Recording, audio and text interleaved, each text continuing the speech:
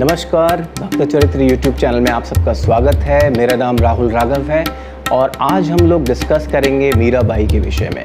मीराबाई कौन है, वे कहाँ उन्होंने जन्म लिया और कैसे उनका लालन पालन हुआ, कौन कौन सी अद्भुत लीलाएं उनके जीवन में घटित हुई। तो आज के इस वीडियो में हम सब ये कथा जानेंगे, मीराबाई के विषय में जानेंगे। तो आइए शुरू करते हैं इस वीडियो को। तो मीराबाई का जो काल माना जाता है वो भी 1500 से 1600 ईस्वी के बीच का काल माना जाता है। और जैसा कि हमने अपने लास्ट वीडियो में बताया था कि मीराबाई के जो गुरुदेव हैं वो रैदास जी हैं। रैदास जी से जो इन्होंने दीक्षा ली और अपना जो है भजन इन्होंने आगे बढ़ाया। इनका जन्म जो है जोधपुर में हुआ था। जोधपुर इनका जो जन्म स्थान है और वहाँ पर एक जो जगह है उसका नाम मेड़ता, और मेड़ता नामक जो जगह है जोधपुर में, वहाँ इनका जन्म हुआ। और इनके पिता का नाम था राजा रतन सिंह, इनकी माता का नाम था वीर कुमारी और इनके दादा का नाम था राव दूधा जी। इनके घर में शुरू से ही जो है गिरधर गोपाल की सेवा हुआ करती थी और इनके कई काल से, पिछली कई पीढ़ियों से उन गिरधर गोपाल की जो है सेवा हुआ करती थी और शुरू से ही, बचपन से ही ये कृष्ण भक्ति में लग गई थी। इन्होंने अपना अधिकतम समय जो अपने घर पर अपने दादाजी के साथ बिताया और बचपन से ही ये गोपाल को भोग लगाना, उनकी सेवा करना गिरधर गोपाल की, तो इस तरह से इनका जो है अटैचमेंट काफ़ी रहा। तो इसी वजह से कई बार ऐसी लीलाएं भी आती हैं इनके बचपन की, जब कई ऐसे चमत्कार इनके बचपन में देखने को मिलते हैं। तो आइए डिस्कस करते हैं उनमें से एक। तो एक बार की बात है, इनके बचपन में क्या हुआ कि राव दूधा जी जो इनके दादा हैं वो अस्वस्थ थे, और अस्वस्थ थे तो कुछ लोग उनको देखने भी आए हुए थे। अब ये जो मीरा है, जो छोटी बच्ची है, ये अपने दादा के पास ज़्यादा रहती थी, जैसे कि अमूमन हर घर में होता है। तो राज जो पुरुष और जो राज स्त्रियाँ होती थी उनके साथ भी यही होता था। तो जो ये बच्ची जो मीरा है राजकुमारी है और अपने दादा के साथ अधिकतम समय ये बिताती है। तो इनके दादा जो है गिरधर गोपाल की सेवा किया करते थे। तो उन्होंने ये कहा कि बेटा आज तो जो है मैं थोड़ा अस्वस्थ हूँ और कुछ लोग मुझसे मिलने आए भी हुए हैं, तो तुम जाओ और ये जो दूध है ये गिरधर गोपाल को भोग लगा दो। तो इनके राजमहल में एक गाय, एक अलग जो है स्पेशल गाय थी जिसको रखा गया था, जिसका दूध केवल कृष्ण को, गिरधर गोपाल को ये लोग भोग लगाया करते थे। जब उस गाय का दूध आया तो मीरा, उस बालिका मीरा ने जो है दूध को लिया और गिरधर गोपाल को भोग लगाने के लिए गई। अब होता ये है, ये तो बच्ची होती है, इन्हें कुछ पता होता नहीं है, तो ये सोचती हैं कि भगवान भोग लगाएंगे, तो वहाँ पे खड़ी रहती हैं। अब खड़े होकर भी जो है मीराबाई बोलती हैं कि आप भोग लगाओ, गिरधर गोपाल भोग लगाओ। तो गिरधर गोपाल तो भोग लगाते नहीं है। मीरा जो है वो रोने लगती है। फिर वो बोलती है शायद ये लगता है गिरधर गोपाल जो हैं मुझसे शर्मा रहे हैं, इसलिए ये भोग नहीं लगा रहे हैं। तो वो बोलती है ठीक है, मैं पर्दा कर देती हूँ। मैंने देखा है कि सही कई लोग जब आपको भोग लगाते हैं तो वो पर्दा कर देते हैं, तो मैं पर्दा कर देती हूँ। तुम मुझसे शर्मा रहे हो तो कोई बात नहीं, तुम आके इस तरह से अपना दूध पी लो। तो ये पर्दा करती हैं और बोलती है मैं नहीं देख रही। अब जैसे जैसे एक बच्चे का भाव होता है उस तरह से ये बोलती हैं और गोपाल जो है वो साक्षात प्रकट होकर वहाँ पर उस दूध को ग्रहण करते हैं। जब वो दूध ग्रहण करते हैं तो उसके बाद पर्दा हटाती है मीरा, और मीरा वो खाली जो दूध का जो पात्र होता है उसे लेकर जाती हैं। अब राव दूधा जी जो है पूछते हैं बेटा मीरा तुमने भोग लगा दिया है तो सबको जो है दो प्रसाद दो। तो मीरा बोलती है राव दूधा जी से, दादू ये जो दूध प्रसाद है दादा साहब, वो तो सब ने जो सबका सब जो है गोपाल, गिरधर गोपाल जो है वो ग्रहण कर चुके हैं, इसमें तो कुछ भी शेष नहीं है। तो ये जानकर राव दूधा जी बड़े अचंभित होते हैं। मीरा अपना सहज वहाँ से चली जाती हैं। अब होता ये है कि राव दूधा जी बोलते हैं कि ये तो बड़ी ही गलत बात है, शायद इसको भूख लगी होगी और इसने दूध पी लिया, इसने आज भोग नहीं लगाया। बाकी सब लोग भी यही बोलते हैं हाँ बच्ची है, बालक स्वभाव है, इसे क्या पता है भोग लगाना और ये सब। किंतु राव दूधा जी बोलते हैं नहीं, ये तो जो है राजकन्या है, इसको इन चीज़ का ज्ञान होना चाहिए, इसे अगर पीना ही था तो पी लेती, लेकिन झूठ क्यों बोल रही है। अब बच्चे के सहज भाव को वो समझ नहीं पाते हैं और ये समझ नहीं पाते हैं कि भगवान ने साक्षात आकर गिरधर गोपाल ने वो दूध को स्वीकार किया है। तो ये लोग वापस मीरा को बुलाते हैं और बोलते हैं नहीं, अगर तुम्हारा पहले दूध पिया है तो इस बार भी पियेंगे, चलो हमें दिखाओ। तो मीरा जो है वो रोने लगती है तो मीरा बोलती है कि गिरधर देखो, अगर तुमने जो है दूध नहीं पिया तो सब मुझे झूठा समझेंगे, तो तुम आओ और अब दूध को भोग लगाओ। अब उस बालिका मीरा के सहज भाव को देखते हुए भगवान जो है प्रसन्न होते हैं और फिर से जब पर्दा करते हैं तो फिर से जो है गिरधर गोपाल आते हैं और साक्षात उस दूध को ग्रहण करते हैं। और जब पर्दा हटाया जाता है तो वो दूध का पात्र खाली होता है। मीरा जो है सब मीरा को देखते हैं और बड़े जो है दांतों तले उंगलियां दबा लेते हैं और बच्ची के सहज भाव को, मीरा के सहज भाव को सब प्रणाम करते हैं। तो ये उनके बचपन की एक घटना है जिसमें उन्होंने दिखाया कि कैसे जो है सहज मीरा, जब उसको एक अबोध बालिका है, कुछ ज्ञान भी नहीं है, तब भी जो है भगवान से कितना उनका संबंध था। अब होता ये है कि वो मीरा जो है बालिका है, तो लेकिन बालिका है, भाव जो है बड़ा प्रबल है और गिरधर गोपाल को जो है वो अपना पति रूप में देखने लगती है।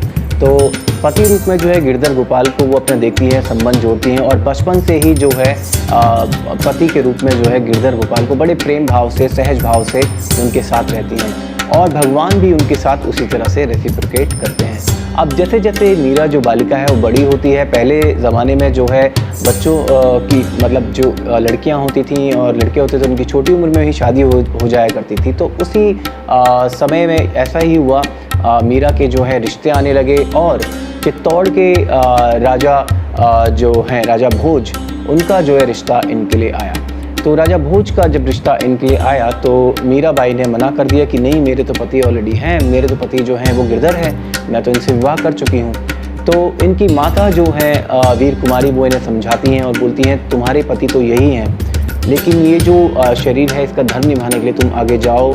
और इस तरह से माता और पुत्री का संवाद होता है, वो उन्हें समझाने में सफल होती हैं। लेकिन मीरा अपने गिरधर गोपाल को नहीं छोड़ती हैं। मीरा अपने गिरधर गोपाल को अपने साथ अपने ससुराल चित्तौड़ लेकर जाती हैं और चित्तौड़ में जो है जब पहले ही दिन जब पहुंचते हैं तो उस क्या होता है कि हर राजपूताना जो परिवार हुआ करते थे, जो राज परिवार हुआ करते थे, उनकी एक देवी और देवता हुआ करते थे, कुल देवी जिसे कहते हैं, आप सब लोग जानते ही होंगे। तो उन कुल देवी की पूजन के लिए मीराबाई को ले जाया जाता है। मीराबाई और राजा भोज जिनके साथ इनका विवाह हुआ था, तो जब ये लोग विवाह के उपरांत जब कुल देवी के पूजन के लिए जाते हैं तो मीराबाई जो है वहाँ पे कुल देवी का पूजन करने से मना कर देती हैं। वो बोलती हैं कि जो भगवान हैं, कुल देवी हैं, देवता हैं, वो सब जो है मेरे गिरधर गोपाल हैं और यही जो गिरधर गोपाल है, मैं इनके अलावा मैं किसी को नहीं जानती हूँ।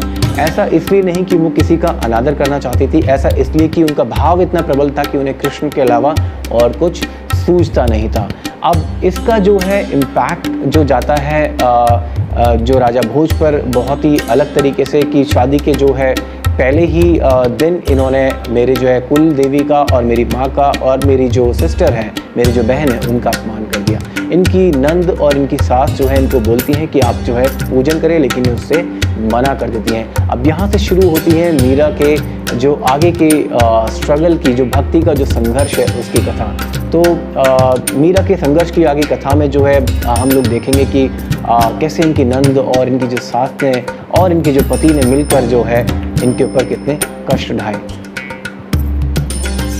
तो पहले ही दिन से जो है जो इनके पतिदेव होते हैं राणा, उनके मन में खटास आ जाती है मीराबाई के लिए। इनकी सास और इनकी जो नंद होती हैं उनके मन में जो है खटास आ जाती है, क्योंकि इन्होंने अपनी कुल देवी की जो है पूजा नहीं करी।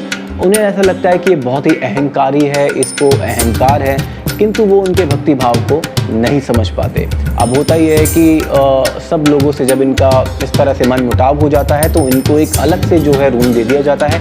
वहाँ पर ही भाई तुम्हें अगर भक्ति भजन पूजन करना है तो अब वहीं रहो।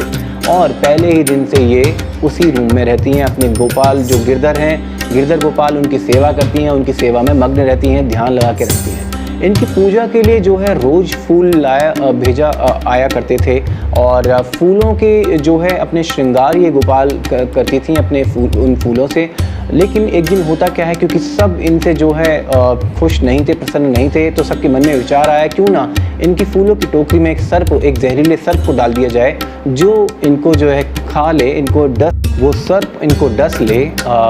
तो बस इसी सोच के साथ जो है वो लोग क्या करते हैं कि उस फूलों की टोकरी में उस भयंकर जहरीले सांप को रख देते हैं और होता ये है कि जैसे ही जब वो टोकरी जाती है फूलों की मीराबाई के पास, मीराबाई अपने प्रेम भाव से अपने गिरधर गोपाल की जो है सेवा में लगी होती है, तो वो सर्प भी जो है फूलों में कन्वर्ट हो जाता है, बदल जाता है। तो भक्ति की ये जो है पराकाष्ठा जो है मीराबाई जी के चरित्र में दिखाई देती है कि एक सांप भी, एक विषधर सांप भी जो है फूलों में परिवर्तित हो गया और उन फूलों से जो है मीराबाई भगवान अपने गिरधर गोपाल को श्रृंगार करती है। किंतु मीराबाई का संघर्ष अभी यहीं ख़त्म नहीं हुआ था। संघर्ष तो मीराबाई का नहीं, कहें तो उनके जो घरवाले हैं, जो उनके पति हैं राणा जी और उनकी सास और उनकी जो नंद है, संघर्ष उनका था, क्योंकि वो चाहते थे मीराबाई को जो है ख़त्म कर दिया जाए, मीराबाई को दंडित किया जाए, लेकिन वो ऐसा करने में असमर्थ रहे। वो कहते हैं जाको राके साइयाँ मार सके ना कोई। तो वही जो है मीराबाई के साथ था। भगवान कृष्ण, गिरधर गोपाल हर समय उनके साथ थे। इसी में होता ये है कि राणा एक बार जो है, राणा सांगा जो है वो बहुत परेशान हो चुके थे, क्योंकि मीराबाई जो है अपने जहाँ भी साधु संत देखती थी उनकी सेवा में जाती थी, उनके जो है साथ भजन कीर्तन करना, अपने गिरधर गोपाल को ले जाना और साधु संग सत्संग में जहाँ भी हो रहा होता था राज्य में, वो वहाँ पहुँच जाती थी और जगह जगह कीर्तन किया करती थी। तो राणा सांगा जो है राणा सांगा नहीं, राणा जी जो हैं मीराबाई के हस्बैंड, उनको ये चीज़ जो है बिल्कुल भी पसंद नहीं थी। तो इसी से परेशान होकर राणा ने क्या किया कि मीराबाई के लिए जहर भिजवाया, क्योंकि वो एक वधू हैं, जो है क्या नाम है, एक राज्य की जो है एक बहू है, तो वो नहीं चाहते थे कि तो मीराबाई के जो पति हैं और बाकी जो परिवार के जो सदस्य हैं वो नहीं चाहते कि मीराबाई जो है साधु संग करें, बाहर जाएं और कीर्तन में जाएं, कीर्तन करें। उनको ये बिल्कुल भी पसंद नहीं था, क्योंकि वो राजघराने की इससे जो मर्यादा है उसका भंग होना समझते थे। और एक दिन राणा जो मीराबाई के पति हैं, उन्होंने ये निश्चय किया कि आज मीराबाई का जो जीवन है उसे समाप्त ही कर देना चाहिए और एक भयंकर विष मंगवाया गया। उस विष को देने के लिए स्वयं जो मीराबाई के जो कमरे के बाहर जो पहरेदारी थे उनको बुलाया गया और उन्हें कहा गया कि ये जो चरणामृत है उसको मीराबाई को देना है और अपने सामने पिवा कर, वो तुम्हारे सामने ही इसे पिए, पिवा कर ये पात्र वापस लेकर आना है और वो जो विष है उस चरणामृत में मिला दिया जाता है। अब वो पहरेदार जैसे ही जाता है और जाकर वो जो पात्र है वो मीराबाई को देता है कि ये जो है राणा ने आपके लिए भिजवाया है, आपके पतिदेव ने भिजवाया है कि आप इसे ग्रहण करें, ये चरणामृत है भगवान का, वो चाहते हैं कि आप इसे पिएं। तो मीरा हालांकि बहुत ही दिव्य अवस्था में है, वो समझ जाती हैं, लेकिन वो उस जो चरणामृत को भगवान का प्रसाद समझकर ग्रहण करती हैं। इतना भयंकर विष होने के बावजूद भी वो विष मीराबाई का कुछ भी नहीं बिगाड़ पाता, क्योंकि मीराबाई के पीछे सारे विषयों के नाशकर्ता भगवान स्वयं श्री कृष्ण खड़े हैं, जिन्होंने कालिया नाग जैसे महान सर्प का दमन किया हो, तो उनके लिए अपने एक भक्त के विष को काटना कौन सी बड़ी बात है। तो इस कथा में ऐसा अद्भुत चमत्कार होता है। वो दरबारी जो मीराबाई का जो पहरेदार होता है, वो स्वयं अपने सामने उस विष को पिवाता है, मीराबाई को पात्र ले जाता है, राणा को जो है इसका कंफर्मेशन देता है कि हाँ मीराबाई ने वो विष पी लिया है, लेकिन फिर भी मीराबाई को कुछ नहीं होता, सब अचंभित रह जाते हैं और राणा को कहीं ना कहीं अपने इस किए पर पछतावा होता है कि मैंने ये बहुत गलत किया। तो इस तरह से ये विष की जो कथा है ये आती है। इसके आगे मीराबाई के जीवन में क्या होता है जानते हैं। अब होता ये है कि विष तो दे दिया और विष देने के बाद बहुत पछतावा भी हुआ, क्योंकि मीराबाई को कुछ हुआ ही नहीं। तो एक बार क्या होता है कि मीराबाई क्योंकि भक्ति की चरम अवस्था पर हैं, वे अपने जो गिरधर हैं उनके साथ, गोपाल जो उनके गिरधर हैं उनके साथ बातें भी करती हैं, उनके साथ लाड भी लड़ाती हैं और नृत्य भी करती हैं। सब कुछ जो है उनके जो उनका कमरा है उससे बाहर आवाज़ें भी आती हैं और जो उस कमरे के बाहर जो पहरेदार होते हैं वो भी उसको सुनते हैं। और ये जो सूचना है वो उनकी जो नंद होती है, राणा की जो बहन है, उनको वो देते हैं। और स्वयं जब राणा की जो बहन है वो भी आकर इन सब चीज़ों को सुनती है, वो ये देखती है कि मीरा किसी पुरुष से बातें कर रही है, मीरा जो है नृत्य कर रही है, गायन कर रही है, तो उसे थोड़ा शक होने लगता है और वो ये सारी बातें जाकर राणा को बताती है। लेकिन जब राणा को ये सब पता चलता है तो राणा जो बहुत ही क्विक रिएक्शन नहीं देते हैं। राणा को क्योंकि पहले ही पश्चाताप हुआ था जब उन्होंने विष दिया, तो राणा अपनी जो है बहन से कहते हैं कि जाओ तुम खुद जाकर इसको देखो, उनका रूम खोलो, उनके जो कमरा है उसको खोलो और देखो एकदम से सहसा जाकर कि कौन है वहाँ पर। तो होता ही यही है। और जैसे ही जब आवाज़ें आना शुरू होती हैं, मीरा जो है रात्रि में जो है अपने गोपाल गिरधर के साथ जो है लाड़ लड़ा रही होती हैं, उनके साथ जो है प्रेम से उनको भोग लगाना आदि जो उनकी जो लीलाएं हैं वो चल रही होती हैं। तो ये सहसा उस दरवाजे को तोड़वाकर अंदर घुस जाती हैं। अब जैसे ही ये जो मीरा बाई की जो नंद हैं वो अंदर घुसती हैं तो वो अचंभित रह जाती हैं। उन्हें उस कमरे के हर एक कोने में मीरा बाई दिखाई देती हैं अपने गिरधर के साथ। किसी एक कोने में मीरा बाई दिखाती है उनको भोग लगाते हुए, किसी एक कोने में मीरा बाई दिखती है उन्हें नृत्य करते हुए गिरधर के साथ, किसी एक कोने में उनसे बातें करते हुए, किसी एक कोने में उनको सुलाते हुए, अपने गिरधर को सुलाते हुए मीरा बाई उनको इस तरह से नज़र आती हैं। और ये दृश्य देखते ही जो मीरा बाई की नंद होती है उनके होश उड़ जाते हैं। वो वहीं मीरा बाई को प्रणाम करती हैं और चुपचाप से वो चली जाती हैं। उन्हें बहुत पछतावा होता है और इस बात का आभास होता है कि वाकई मीरा बाई एक बहुत बड़ी भगवान की भक्त हैं। तो अब मीरा बाई की जो ये बहुत ही ख्याति हो जाती है। मीरा बाई सभी क्षेत्रों में इस प्रकार से ख्याति प्राप्त करती हैं कि उनके साथ जो है गिरधर के साथ उनका इतना घनिष्ठ संबंध है, भगवान स्वयं प्रकट होकर उनके साथ लीलाएं करते हैं। तो ये बात पहुँचते पहुँचते स्वयं एक बार अकबर के पास पहुँच गई। अकबर ने बीरबल को ये कहा कि बीरबल, इतनी महान जो भक्त हैं मीरा बाई, इनके मैं दर्शन करना चाहता हूँ और मुझे बताओ कि मैं इनके दर्शन कैसे कर सकता हूँ। तो बीरबल ने कहा कि महाराज, ये जो मीरा बाई हैं ये तो हमारे जो शत्रु हैं राणा भोजराज की जो है धर्मपत्नी है और हम वहाँ इस वेश में नहीं जा सकते। यदि आपको उनके दर्शन कर रहे हैं तो आपको वेश बदल कर जाना होगा। तो अकबर और बीरबल भेष बदल कर मीरा बाई के दर्शनों के लिए चित्तौड़ जाते हैं। और जब भी चित्तौड़ जाते हैं भेष बदल कर, मीरा बाई अपने जो रोज की तरह उस मंदिर में आती हैं, वहाँ भजन कीर्तन करती हैं। वहाँ सभी जो है भक्तों का समागम हो रहा होता है, सब भक्त जो है कीर्तन में लगे होते हैं। तो अकबर और बीरबल भी जाकर वहाँ बैठते हैं। मीरा बाई अपने भजन में नित्य अपने ठाकुर के साथ, अपने जो है गिरधर गोपाल के साथ जो है वो भजन में मग्न होती हैं। उनका भजन सुनकर अकबर भी जो है भाव भक्ति में विभोर हो जाता है और अपने गले में से एक बहुमूल्य हार निकालकर उनके गिरधर गोपाल के चरणों में भेंट स्वरूप रखता है। तो सब ये देखते हैं कि इतना बहुमूल्य हार किसी साधारण व्यक्ति के पास तो हो नहीं सकता और यहाँ पर रोज सब लोग आते हैं और ये दो व्यक्ति कोई और ही हैं। ये बात पहुँचते पहुँचते सबको पता लगती है और राणा के जो गुप्तचर हैं वो भी वहाँ पर होते हैं। वे देखते हैं कि अकबर और बीरबल यहाँ आए हुए हैं।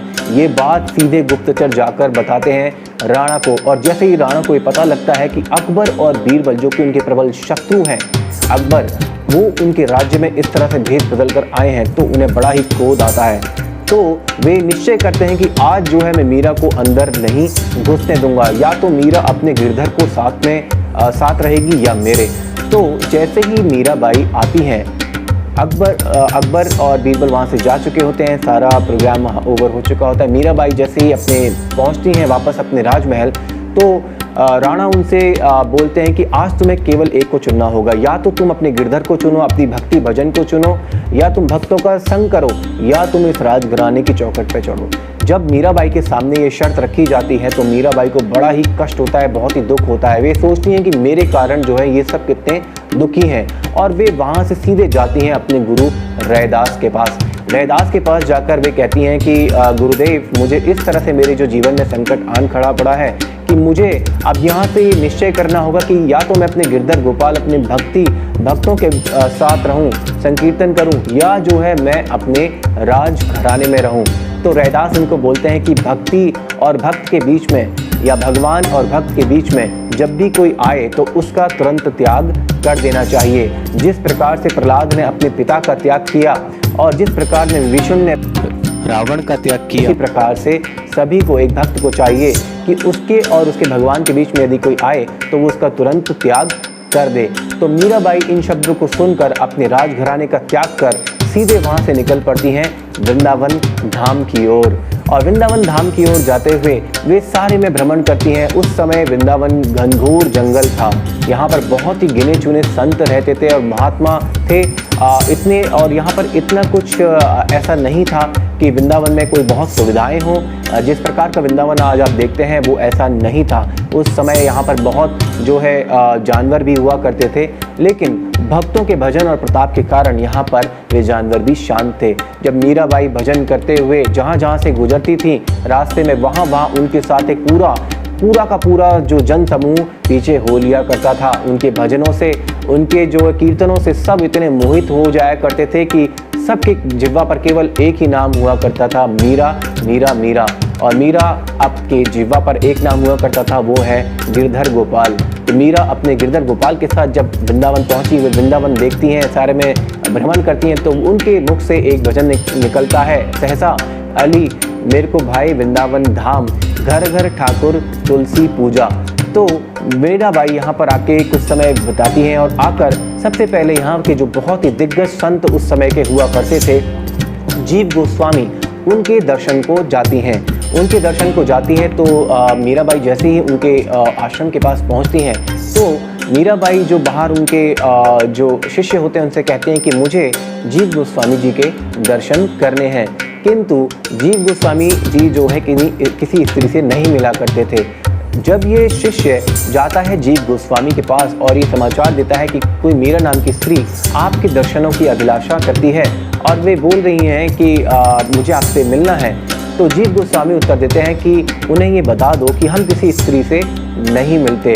जब शिष्य वापस जाता है, मीराबाई को ये बताता है कि जो जीव गोस्वामी वे कह रहे हैं कि वे किसी स्त्री से नहीं मिलते, तो मीराबाई उत्तर देती हैं कि मुझे तो बड़ा आश्चर्य है, मुझे तो लगता था कि सृष्टि में केवल एक ही पुरुष है, वो कृष्ण। क्या उनके अलावा कोई दूसरा भी पुरुष है? क्या आप अपने गुरुदेव से जाके पूछेंगे?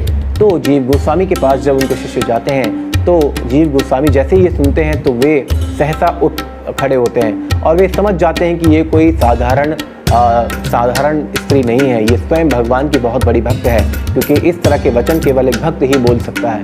वे जाते हैं, मीराबाई के दर्शन करते हैं, मीराबाई से मिलते हैं, उनके साथ जो है भगवान की चर्चा होती है और वे वापस पुनः अपने आश्रम में लौट जाते हैं।